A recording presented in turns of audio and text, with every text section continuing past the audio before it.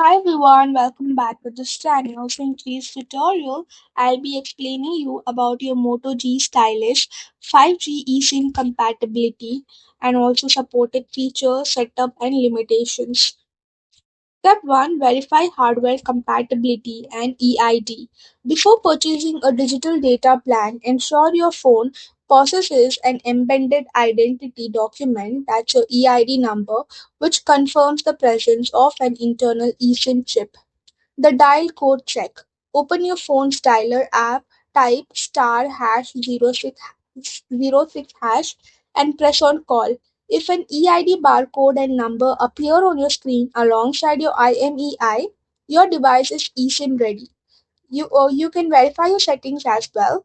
Navigate to settings, select network and internet, and then select mobile network. Look for a button or text option labeled as add eSIM or add carrier.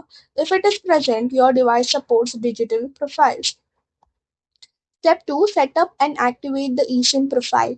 Once you confirm the compatibility, you can digitally provision your line over the air using a Wi-Fi connection. Connect to Wi-Fi. Ensure your phone is connected to a stable wireless internet network. The device cannot download the mandatory carrier configuration profile over an unactivated cellular connection. Scan the provisioning code, go to Settings, select Network and Internet, and then select Mobile Network, and then tap on Add eSIM. Complete the camera handshake. The system will launch your phone's camera interface. Align the camera viewer with the QR code provided by your carrier or travel data provider such as Aerolo or Holafly. Follow the automated on-screen prompts to register the network. So that's all for the video. Thank you for watching. Don't forget to like, share, comment, and also do hit the subscribe button.